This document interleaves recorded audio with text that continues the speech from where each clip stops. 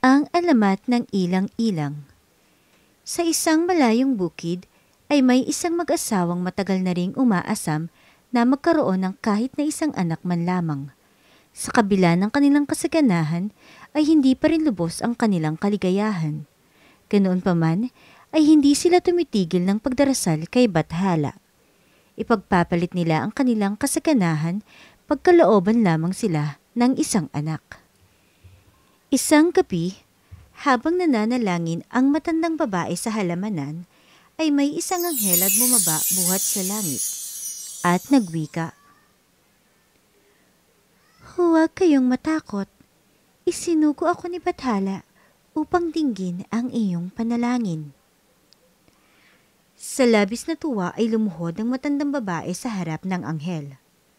"Huwag! Hindi ako ang iyong Bathala. Ako ay kanya lamang inutusan upang maghatid sa iyo ng magandang balita. Kayo ay bibigyan ni Bathala ng isang anak na babae. Ito ay magiging isang napakagandang batang tatawagin nyo, si Ilang. Sabalit iwasan niyong mahipo ng lalaki ang inyong anak. Sa sandaling ito ay mangyari, mawawala sa inyo ang inyong anak." Bilin ng anghel. Pumayag ang babae sa kasunduang iyon. Lumipas ang 1 taon at isinilang ang kanilang anak na babae. Sa murang gulang nito ay kapansin-pansin na ang kakaibang ganda nito. Gandang may kaakibat na bango ng isang kahali-hali ng bulaklak. Tulad ng sabi ng anghel, tinawag nilang Ilang ang bata. Nang magdalaga na si Ilang ay maraming lalaki ang naakit sa dalaga. Labis na nangamba ang magulang ni Ilang na baka ang kanilang anak ay mahipo ng lalaki. Sa labis nilang takot ay ikinulong nila sa isang silid ang kanilang anak. Hindi na nila ito pinayagang lumabas ng silid.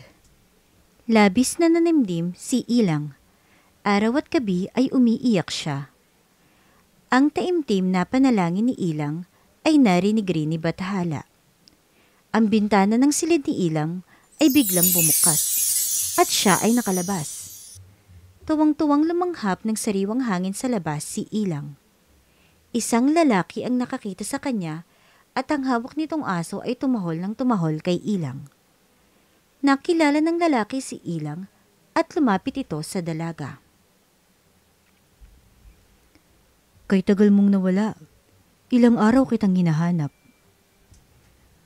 Wika ng lalaki na ginagap ang palad ni Ilang.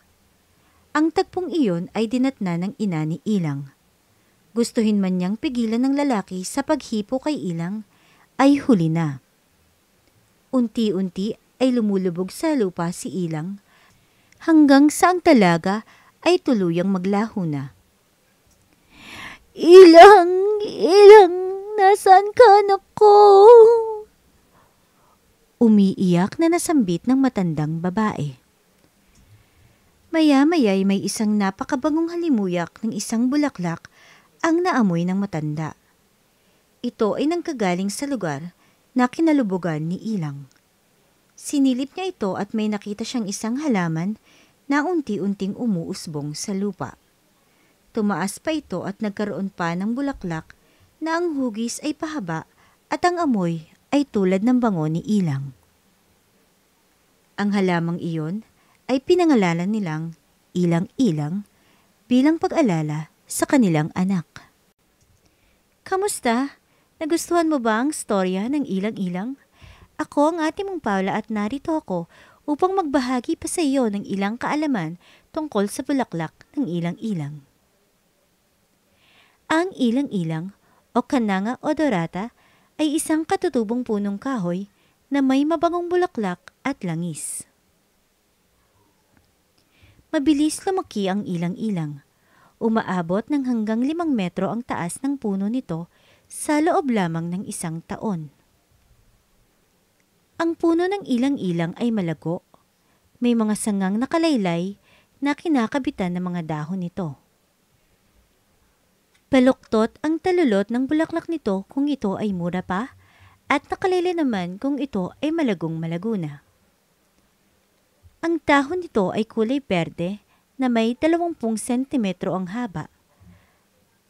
Ang prutas nito ay kulay itim na may 1.5 o hanggang 2 sentimetro ang haba, malaman katulad ng oliba at may 12 buto sa loob ng bawat prutas. Maraming salamat sa iyong pakikinig. Hanggang sa susunod na storya.